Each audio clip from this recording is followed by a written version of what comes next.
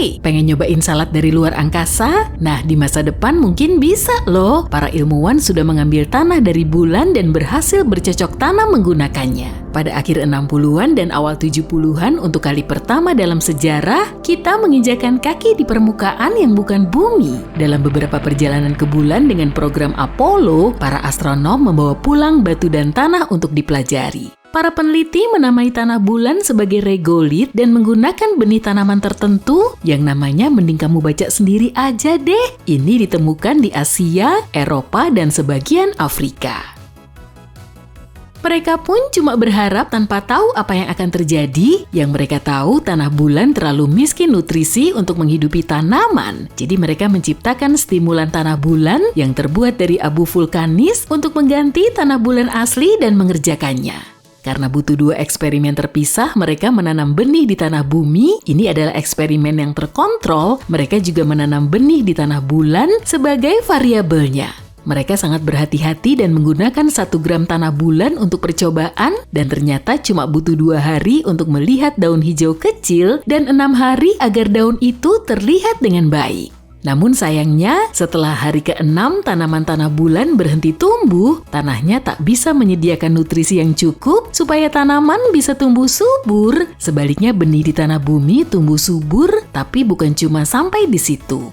Meski tak terus tumbuh, tanaman tanah bulan bertahan dan dipanen 20 hari kemudian. Sayangnya, salad luar angkasa yang enak belum bisa dibuat dari sana. Para ilmuwan kemudian mempelajari bentuk biologis tanaman tadi dan menemukan tanaman bulan tumbuh di bawah banyak tekanan, seolah tumbuh di lingkungan yang keras dibandingkan yang tumbuh di tanah bumi. Meski begitu, penelitian itu sukses besar dan itu adalah langkah pertama dalam menanam makanan di tanah yang bukan dari bumi.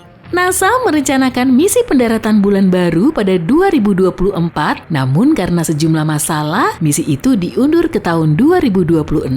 Ini akan menjadi kali pertama seseorang menginjakan kaki di bulan sejak Apollo 17 pada tahun 1972. Misi pendaratan di bulan berikutnya memungkinkan kita mengumpulkan lebih banyak sampel tanah bulan untuk bereksperimen dengan tanaman lain dan melihat tanaman apa yang bisa hidup lebih lama. Tanah bulan dalam keadaan aslinya jauh dari kualitas tanah yang ada di bumi. Tapi kita bisa mencari cara untuk mengurangi tekanan yang harus dialami tanaman yang tumbuh di sana. Dengan begitu, tanaman mungkin bisa berkembang seperti saat berada di kondisi alami yang pas. Mungkin ada bahan lain di bulan yang bisa membantu tanaman tumbuh sehat. Misi ini akan masuk dalam program Artemis. SpaceX-nya Elon Musk sudah ditugaskan untuk membangun kendaraan pendaratan bulan. Awalnya mereka akan meluncurkan uji terbang yang berlangsung selama 3 minggu dan mengirim astronot untuk mendarat di kutub selatan bulan. Karena bagian itu tak tersentuh sinar matahari, para ilmuwan yakin ada kawah air es di sana yang bisa dipakai untuk membuat bahan bakar roket. Biaya ekspedisi bulan di masa depan akan lebih ringan karena bahan bakar tak perlu diimpor dari bumi. Selain tanaman yang berpotensi tumbuh di tanah bulan, dengan menggunakan air beku dari kawah sebagai bahan bakar akan menjadi cara lain agar bulan mandiri untuk eksplorasi ruang angkasa. Mars akan menjadi salah satu tempat tersulit untuk ditempati jika kita melihat bagaimana bumi menopang kehidupan. Tapi para ilmuwan yakin dengan teknik dan kondisi kehidupan yang tepat, Mars berpotensi menjadi rumah baru kita. Planet merah ini punya gaya gravitasi yang sangat mirip dengan bumi, jadi membangun gedung dengan infrastruktur yang baik tak akan sulit. Jam biologis kita juga tak akan terlalu terpengaruh karena sehari di Mars sekitar 40 menit lebih lama dibanding di bumi. Elon Musk berencana mengirimkan robot untuk menguji kondisi di Mars sebelum manusia menginjakan kaki di sana. Robot-robot ini adalah humanoid yang meniru cara orang berjalan dan bergerak. Mereka harus dibangun sedemikian rupa untuk menguji pengaruh kondisi di Mars terhadap kita secara fisiologis. Robot-robot ini juga bisa mulai membangun gedung untuk tempat tinggal dan tempat kerja manusia. Kita harus sangat maju dalam inovasi pertanian kita untuk bercocok tanam di lingkungan tak bersahabat. Meski disebut planet merah, Mars sebenarnya dingin, jadi kita harus membangun struktur mirip kubah raksasa untuk menampung populasi manusia.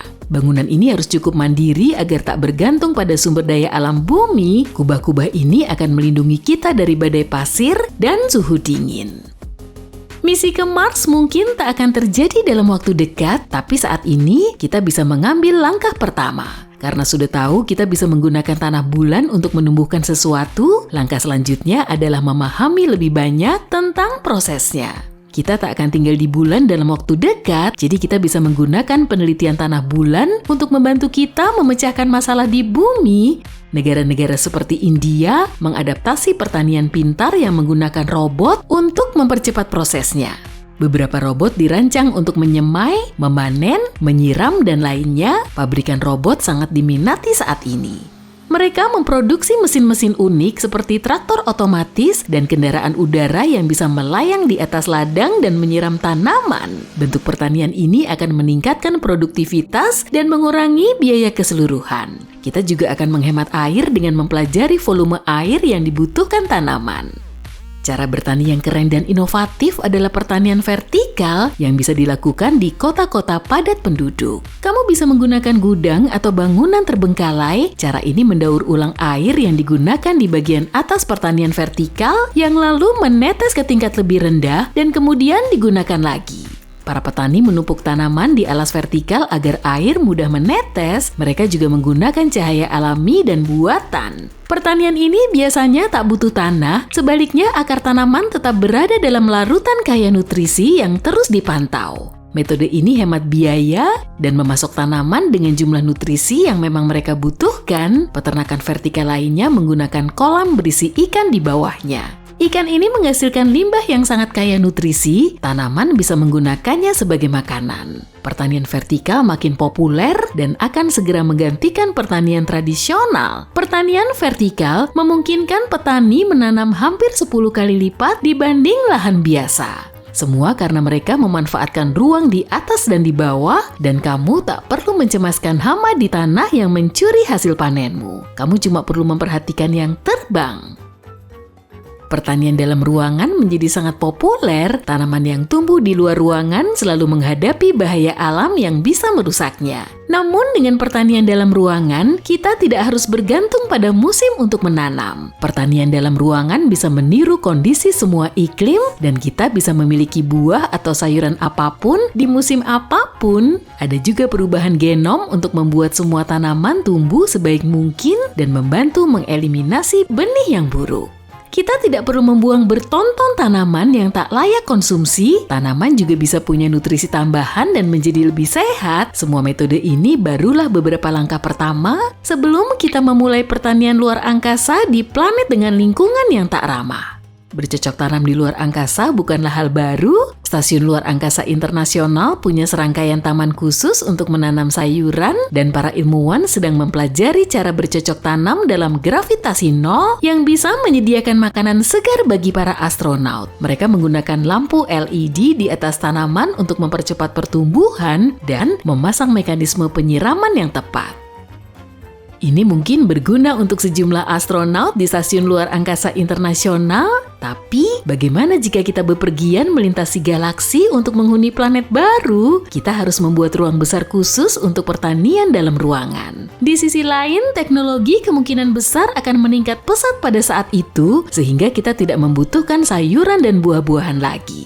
Mungkin ada makanan alternatif enak lainnya? Tapi, hey, aku lebih tertarik sama salad luar angkasa tadi. Ada sambal nggak?